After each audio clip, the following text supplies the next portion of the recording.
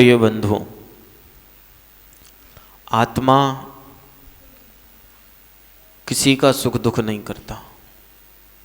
आत्मा जब सुपथगामी होता है तो हमारी आत्मा ही हमारा मित्र होता है, और जब हमारी आत्मा कुपथगामी होती है तो हमारी आत्मा ही हमारा शत्रु होता है। आचार्य भगवान पूज्यपाद स्वामी महाराज हमें इस गाथा में बतला रहे हैं कि हमारी जो कर्तृत्व बुद्धि है, सबसे ज्यादा दुखी अगर कोई जीव है तो इसी बुद्धि को लेकर, कर्तृत्व बुद्धि। और वह उदाहरण दे रहे हैं कि जो कटस करता है मिति संबंध स्यात् द्वयोर द्वयोर, कि हमारी जो कर्तृत्व बुद्धि है, हमारी जो कर्तृत्व बुद्धि है वह हमें ये ज्ञात कराना चाहती है कि तुमने ऐसा काम कर दिया। वह कर्तृत्व बुद्धि हमारे धर्म ध्यान में उत्पन्न नहीं होती। कर्तृत्व बुद्धि कहाँ पैदा होगी? हमने मंदिर बनवा दिया, कौन सी बुद्धि आ गई? कर्तृत्व बुद्धि। हमने बच्चे को बड़ा कर दिया, कौन सी बुद्धि आ गई? कर्तृत्व बुद्धि। कभी जब अशुभ कर्म का उदय आएगा तब कर्तृत्व बुद्धि नहीं लाऊंगे कि जो अशुभ कर्म आया है उसका कर्ता भी तो मैं हूं। और आचार्य भगवान यहां यही बतला रहे हैं कि तुम्हारी जो कर्तृत्व बुद्धि है सबसे ज्यादा दुख देने वाली है। वह कर्तृत्व बुद्धि तुम्हारे को ध्यान में नहीं उतरने देती है। तुम ध्यान में उतरना चाहते हो लेकिन कर्तृत्व बुद्धि तुम्हें धर्म ध्यान की जगह आर्त रौद्र ध्यान में लेकर चली जाती। तो आचार्यों ने कहा, तुम कह रहे हो कि बच्चों को हमने बड़ा कर दिया। बच्चों को तुमने बड़ा कर दिया महेंद्र जी। हम जब तुम्हें कर्ता मान लें जब तुम अपने सिर पर बाल उगा कर दिखा दो। उगा पाओगे क्या? क्यों? हम किसी भी चीज के कर्ता नहीं हो सकते हैं। जीव के अधिकारों में एक कर्तृत्व अधिकार आया है। जीव के जहां अधिकार आए हैं द्रव्य संग्रह में आचार्य नेमिचंद सिद्धांत चक्रवर्ती, उसमें उन्होंने एक कर्ता अधिकार भी कहा। लेकिन उन्होंने कर्ता अधिकार ये कहा है कि तुम किसी भी चीज के कर्ता नहीं हो सकते हो। तुम अगर कर्ता हो तो अपनी आत्मा के कर्ता हो और अपनी आत्मा के परिणामों के कर्ता हो। करना तो हम क्या क्या नहीं चाहते, लेकिन कर क्या क्या लेते हो। रामायण में देखो आप कि मां सोच रही है कि मैंने राम को जंगल पहुंचा दिया, मैंने भरत को राजगद्दी दिला दी, लेकिन वह कर्तृत्व बुद्धि क्या कर पाई? भरत ने कौन सा राज किया? राम कौन सा राज नहीं कर पाए? अगर वह अयोध्या के सिंहासन पर बैठे होते तो आज आप उन्हें नहीं जान रहे होते। हो सकता है कि भरत को सब लोग जानते हैं, अगर भरत को राज ना दिया गया होता तो राम से ज्यादा भरत को जान रहे होते लोग। तो कर्ता बुद्धि कहां पर आई? आचार्य कहते हैं कि हे राम, तुम सीता को जंगल तो पहुंचा सकते हो लेकिन सीता को तुम जंगली नहीं बना सकते। यह है कर्तृत्व बुद्धि। हम बड़े गौर से कह देते कि अगर मैंने खाना नहीं बनाया होता तो मोहन जी तुम भूखे बैठे होते। कर्तृत्व बुद्धि। और कर्ता अधिकार ये कह रहा है कि तुम किसी चीज के कर्ता नहीं हो सकते हो। तुम खाना बना सकते हो लेकिन किसी को खाना तुम खिला नहीं सकते हो। सैलू भाई, तुम पैसा कमा कमा कर ला सकते हो लेकिन उस पैसे का भोग तुम कर पाओ अथवा नहीं कर पाओ, पैसे का भोग तुम्हारा बच्चा कर पाए नहीं कर पाए, यह तुम्हारे पे निर्भर नहीं है। कर्तृत्व बुद्धि। सबसे ज्यादा दुख, हमने उसके साथ कितना अच्छा किया लेकिन उसने हमारे साथ बिल्कुल भी अच्छा नहीं किया। क्या है ये? कर्तृत्व बुद्धि। तुम कैसे दूसरे का अच्छा कर सकते? ऐसी दुनिया में कोई भी ताकत नहीं है कि जो दूसरे का अच्छा कर जाए अथवा दूसरा तुम्हारा अच्छा कर जाए। कोई हमारा अच्छा नहीं कर सकता, हम किसी का अच्छा नहीं कर सकते। हम जितना भी अच्छा करते हैं अपनी आत्मा के परिणामों के लिए अच्छा करते हैं। लेकिन रटन वही चल रही वो तोते वाली कहानी कि तोते को पढ़ा दिया गया कि शिकारी आता है, दाना डालता है, फंसना नहीं। शिकारी आया, दाने भी डाले, फंस भी गए, उठा के ले भी जा रहा वो कंधे पर रख के, फिर भी सारे तोते क्या चिल्ला रहे कि शिकारी आता है, दाना डालता है, फंसना नहीं। हमारी स्थिति भी बिल्कुल वैसे की वैसे ही है। हम भी कि वह तोता रट लगाए हुए हैं। सबको सब पता है, सबको सब पता है। अनादि काल के संस्कार हैं, हमें सब पता है पुण्य क्या है, पाप क्या है। हम किसी का कुछ भी नहीं कर सकते हैं, कोई हमारा कुछ भी नहीं कर सकता। जिसका जैसा नियोग संयोग होगा अपने आप बैठ जाएगा। अब ऐसा नहीं कि प्रवीण जी खड़े हो जाए, महाराज जी जब कोई किसी का कुछ नहीं कर सकता तो क्यों हम इस गृहस्थी में फंसे। कोई अगर हमारा कुछ नहीं कर सकता है तो अभी हम पत्थर उठा के किसी के सिर में मार दे रहे। बिल्कुल सही बात है। पत्थर तुम उठाने के करता हो, पत्थर फेंकने के करता हो, उसको चोट लगे अथवा नहीं लगे तुम इसके करता नहीं हो सकते। हम कितने लोगों को क्या क्या कर लेने की कोशिश करते, कितना कोशिश करते हम कि उसको आज ऐसा कहेंगे, उससे कह भी देते हैं। बिल्कुल सोच कर आए आज तो हम उससे ऐसी ऐसी खरी खोटी सुनाएंगे कि उसको बहुत बुरा लगे। तुम सोचने के लिए स्वतंत्र हो कि तुम्हें किसी से अच्छा बोलना है कि किसी से बुरा बोलना है।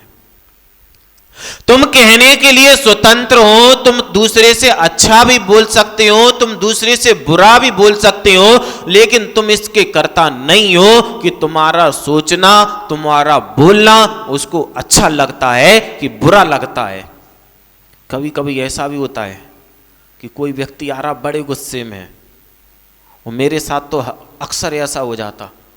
कोई व्यक्ति आया बड़ा गुस्से में, महाराज जी ऐसा, महाराज जी ऐसा, महाराज जी ऐसा, कि महाराज जी को थोड़ा अटपटा लगे, वो महाराज जी तो ऐसे हैं। तुम जितना बोलते जा रहे महाराज जी और हंसते चले जा रहे। हम दूसरों के कर्ता कैसे हो सकते हैं, दूसरा हमारा कर्ता कैसे हो सकता है? जब तक हम नहीं सोच लें हमारे को दुखी होना है, दुनिया की कोई भी ताकत में दम नहीं है कि हमारे को दुखी करके चली जाए। अगर बहुत से लोग ऐसे भी होते हैं, उन्होंने सोच लिया बिल्कुल नर्वस 99 कि हमें तो कुछ भी कर लो हम खुश नहीं हो सकते, मतलब नहीं हो सकते। तो आचार्यों ने कहा बिल्कुल सही बात है, कोई किसी का कुछ नहीं कर सकता, लेकिन हम निमित्त बनाने में सारी की सारी कोशिश कर सकते हैं। आप गृहस्थी में हो, हम भी एक संसार में हैं। हम आपको दुखों से बिल्कुल भी छुटकारा नहीं दिला सकते। मेरे को पता है कि जिसने जिस गति का बंद कर लिया है हम उसकी गति को बिल्कुल भी परिवर्तित नहीं कर सकते, लेकिन उसके बाद भी हम उसके लिए निमित्त बन सकते हैं कि वह अपने परिणामों को संभाल कर अपना आगे की गति का सुधार कर ले। परीक्षा देते हो, स्कूल सारे बच्चे गए होंगे, बच्चों का मतलब जितने भी लोग बैठे हैं, किसी ने 1 क्लास पढ़ी हो, 2 क्लास पढ़ी हो, 5 क्लास पढ़ी हो, लेकिन एक भी व्यक्ति ऐसा नहीं होगा जिसने कोई भी क्लास ना पढ़ी हो। टीचर क्या करता है? आपको पढ़ा लेगा। अगर आपका दिमाग कमजोर है तो एक्स्ट्रा क्लास भी लगा देगा। माता पिता को पता है कि हमारा बच्चा कमजोर है, उसको कोचिंग लगा देगा, ट्यूशन लगा देगा, एक्स्ट्रा जो कर सकता है वह उसको कराने में समर्थ हो सकता। लेकिन वही टीचर जो तुम्हें पढ़ा रहा है वो देख रहा है कि तुम 15-15 घंटे पढ़ रहे हो, लेकिन जब परीक्षा देने बैठे और उस पत्र में कुछ भी लिख कर नहीं आएगा तो तुम्हें क्या देगा? वो कितने नंबर दे देगा? जितना तुमने किया है उतने नंबर तुम स्वयं प्राप्त करोगे। कर्ता कौन हुआ? कर्ता कौन हुआ? अब आप कहो कि हम तो इतने टीचरों के पास गए, कितने टीचरों के पास नहीं गए, स्कूल भी गए, एक्स्ट्रा क्लास भी पढ़ी, ट्यूशन भी पढ़े, मम्मी ने भी पढ़ाया, बड़े भाई बहन थे तो उन्होंने भी पढ़ाया, पिताजी ने भी पढ़ाया, लेकिन तुम्हारे को पास कराने में निमित्त नहीं बन पाया। और एक बच्चा ऐसा होता है, अब्दुल कलाम को सुना होगा आपने, कि जो थे तो अन्न मत को मानने वाले, लेकिन जैन धर्म का इतना प्रचार किया उन्होंने कि एक जैनी व्यक्ति भी जैन धर्म का प्रचार नहीं कर सकता। वह स्लोगन आज भी जब भी बात चलती है अब्दुल कलाम की तो सबसे पहले वह स्लोगन बाहर निकल के आता है कि वर्तमान में हमें अणु बम्बों की आवश्यकता नहीं है, अगर देश को अहिंसा रूप बनाना है तो अणु बम्बों की जरूरत नहीं है, अणुव्रतों की जरूरत है। पूरे विश्व में अणुव्रतों से साक्षात्कार कराने वाला अगर कोई व्यक्ति था तो भगवान महावीर स्वामी नहीं थे, हमारे APJ अब्दुल कलाम थे। करता है क्या? करता है कौन? भगवान महावीर स्वामी। नहीं तो कोई कहने लगे महाराज जी भगवान महावीर स्वामी अहिंसा के पुजारी थे।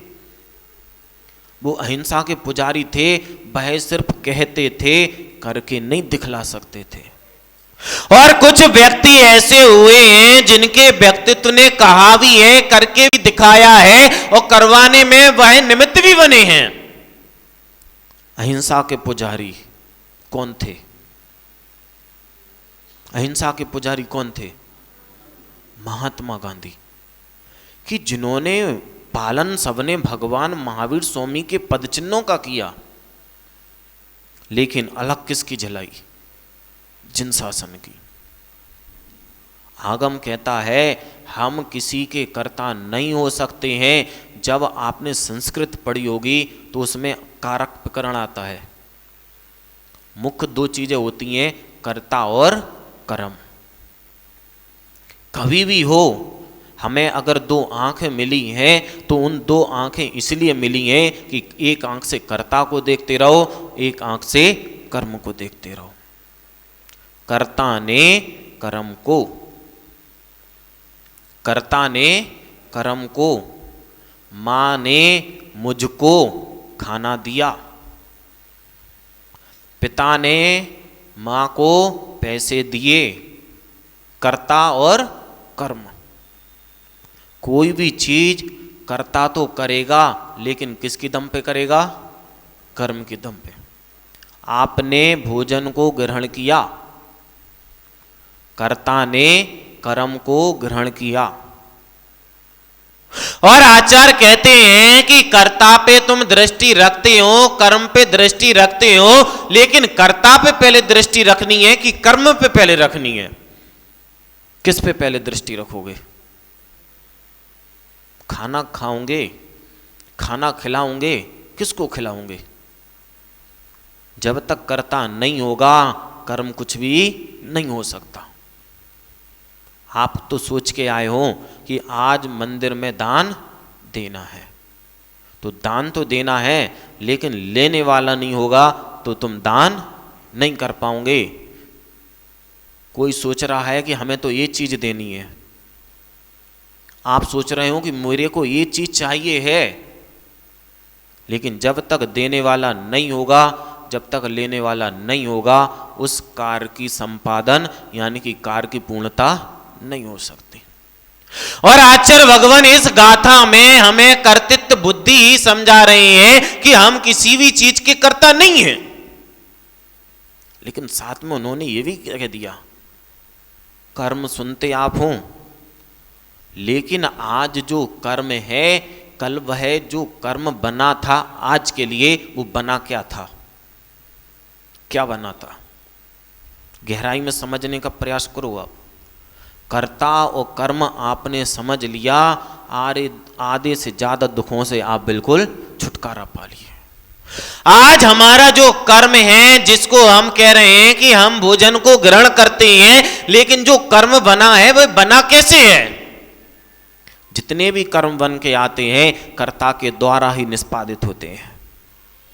आपने खाने को बनाया है, खाना कब बना? जब आपने उसको बनाया है। कर्म किसने बनाया है? हमने कर्म को बनाया है, यानी कि कर्म को तो देखना है, लेकिन पहली दृष्टि हमें कर्ता पर ही लाना है। कोई किसी का कुछ नहीं कर सकता। उसमें पढ़ते भी हैं आप शायद, क्या कर्ता में जग का काम, स्वयं होता निज आत्म परिणाम। हम किसी के कर्ता नहीं हो सकते, हम अपने भावों के कर्ता हो सकते हैं। और हमारे सामने जो भी धर्म की क्रियाएं आती हैं, जो भी हमें साधन जुटाए जाते हैं, वह इसलिए जुटाए जाते हैं, हम जो भी साधन जुटाते हैं इसलिए जुटाते हैं कि कर्ता के द्वारा कर्म को हम अच्छा कर सकें। विधान क्यों किए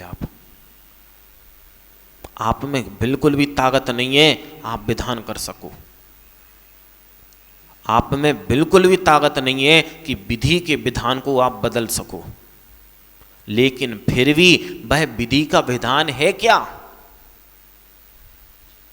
विधि के विधान को बदलने में हमारे भगवान भी समर्थ नहीं है कि जो तीनों लोक में सबसे ज्यादा शक्तिशाली अगर पुरुष कोई होता है तो वह तीर्थंकर प्रकृति का उदय वाला व्यक्ति होता है।